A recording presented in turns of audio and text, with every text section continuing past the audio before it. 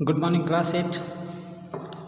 This is the chapter 1 of geography, resource types and development of geo revision clip. In this chapter, you had to read only 3 topics: resources, types of resources, and conservation of resources. Let us revise it. First of all, what means resources?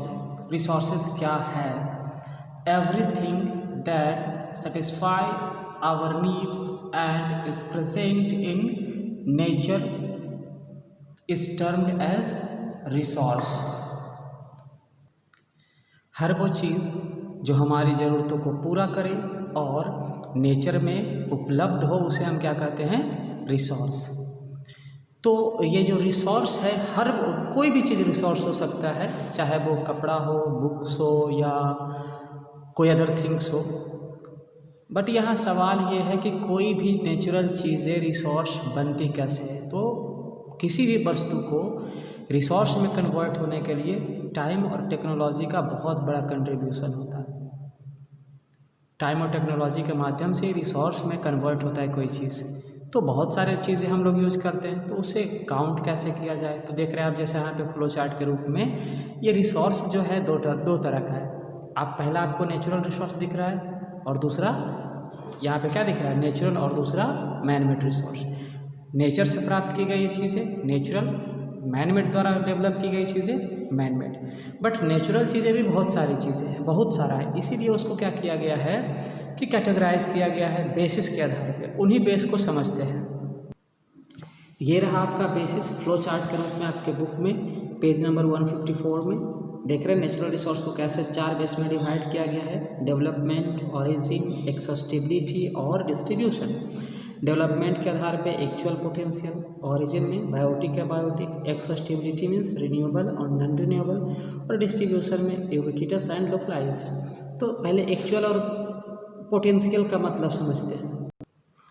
जब किसी resource के बारे में हमें पता हो, उसके quality और उसके क्वांटिटी के बारे में, तो उसे एक्चुअल कहा जाता है.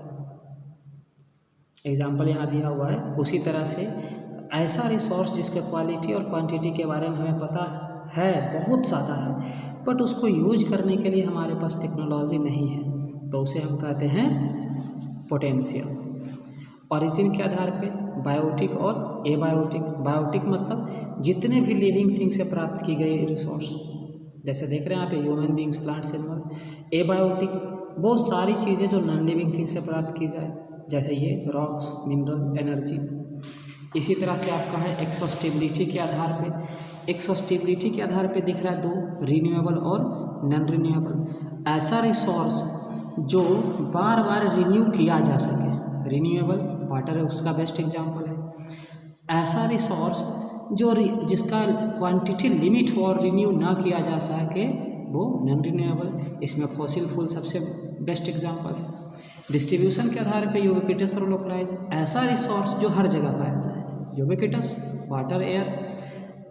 ऐसा रिसोर्स जो किसी पार्टिकुलर प्लेस में पाया जाए, लोकलाइज, जैसे कॉपर, टीन, आयरन, ये सब हो गया. अब रह गया अगला मैन मेड का. तो ऐसा रिसोर्स जिसको इंसानों ने डेवलप किया, वो मैन मेड हो गया. बिल्डिंग्स, रोड्स, हाउस, सब मैन का द्वारा किया गया डेवलप है, तो मैन मेड रिसोर्स हो गया. अब लास्ट टॉपिक है conservation of resource. Resource conservation क्या होता है? डेफिनेशन हम बोल रहे हैं, आप सुनिए ध्यान से.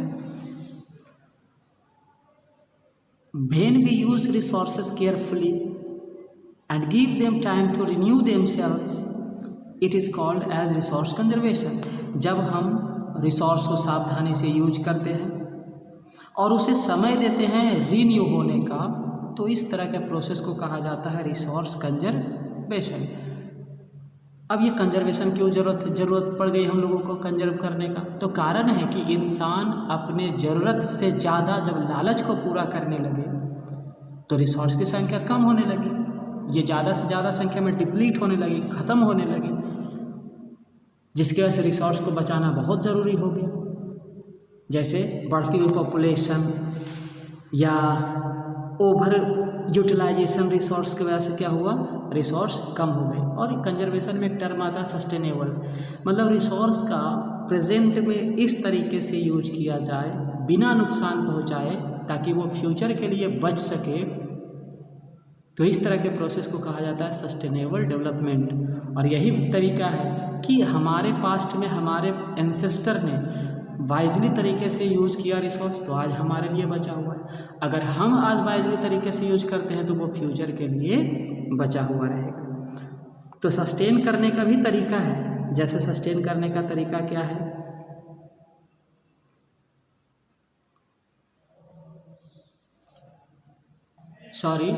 रिसोर्स को प्रोटेक्ट करने के लिए कुछ पॉइंट्स दिमाग में रखने होते हैं। जैसे सस्टेनेबल यूज करें, अर्थ पे जितने भी लाइफ है सबको कंजर्व करें, कम से कम नेचुरल चीज़ों को डैमेज करें और ज़्यादा से ज़्यादा लोगों को अवेयर करें ताकि वो रिसोर्स को ओवर यूटिलाइज्ड ना कर सकें।